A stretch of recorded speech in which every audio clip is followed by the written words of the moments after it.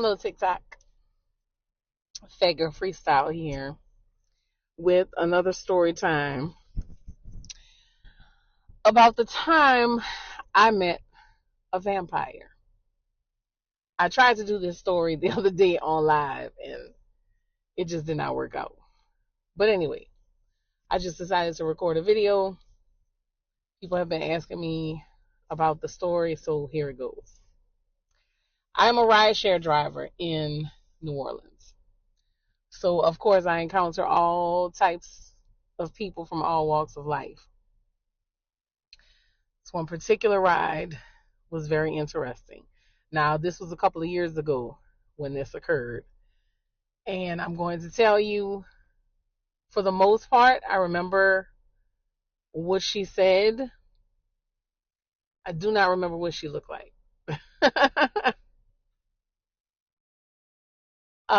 And there are some details that when the experience was over, like I had completely forgotten some things. But anyway, so I'm riding, pick up this passenger, and I remember our conversation. And the craziest thing is I can remember her voice. And even as I'm telling you this, I can hear her voice in my head. And I can even picture like this part of her face around her mouth, her lips. I can see them moving as she's talking to me. And I remember her hand being on my shoulder, and I remember what it felt like when she touched me. But a lot of other stuff, it's like was just completely erased. So I pick her up, and I do know that we were having conversation. I talked to many of my passengers, and she is telling me I have really great energy. So I told her thank you. She asked me some things about myself, nothing too private, nothing with too many details. So, I just kind of gave her some general info. And I remember her telling me that she wasn't from here. That I do remember. And then she proceeds to tell me how much she loved New Orleans, how much she loved being there, living there, et cetera, et cetera.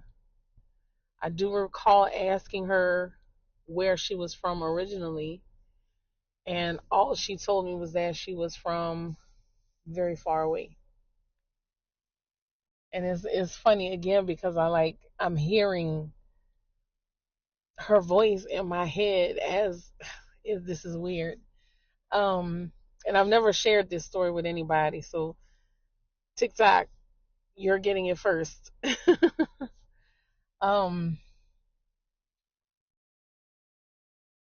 she touched my shoulder at one point, and this is where things got really strange. She touched my shoulder, and I felt like I just froze. And even as I'm talking to you right now, I can distinctly remember that feeling of feeling frozen. And my hands were on the wheel because I could see my hands on the wheel. The car wasn't moving. And being frozen in that moment, I hear her voice, but not like I'm here talking to you. In my head, I hear her voice telling me, don't be scared, that she's not going to harm me. And then after that, we're moving again. And I remember kind of turning and looking like that. And she was sitting back in the seat and her hands were on her lap. And I said, what did you do to me? And she just smiled. And she says, I just leached some of your energy.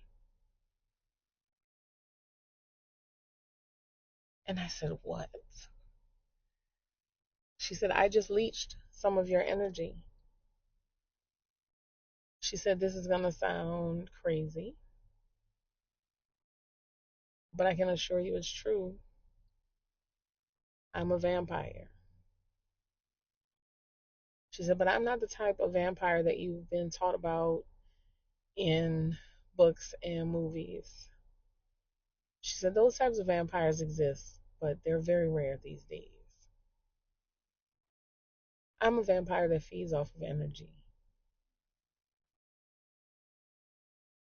And all I have to do is touch you to get it.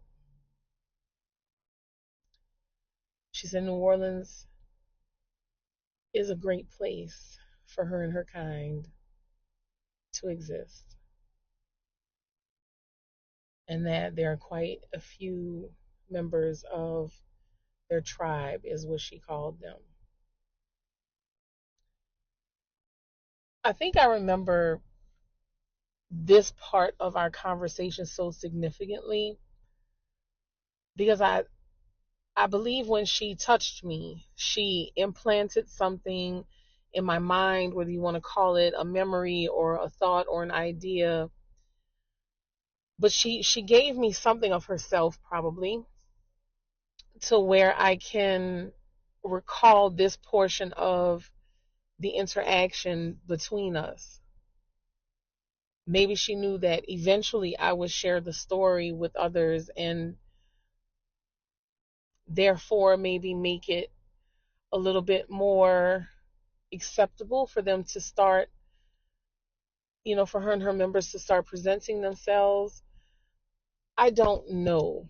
I don't know why she even chose me for this.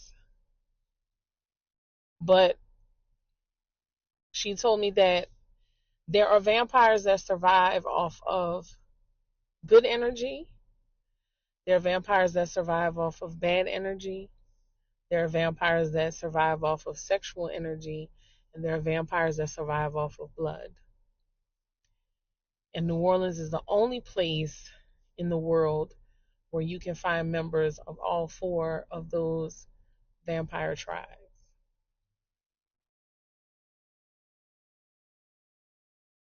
Maybe she wanted me to remember this portion of it as a warning. I don't know. But I know she wasn't lying just because of how I felt. And even now, it's crazy because I still feel like her hand is on my shoulder, which makes me wonder when she touched me, did she create some type of psychic connection between the two of us? I don't know, but I think I need to end this. Anyway, I don't remember where I dropped her off at. I don't even remember dropping her off. The next thing I remember doing clearly was being in a part of town that I didn't remember how I even got there. And it was like 2 hours later. And I was just in a parking lot. Just in a parking lot. And I know it sounds weird, y'all. I think I probably shouldn't even recorded this. I probably shouldn't even be talking. I probably should not even be talking about this. I shouldn't.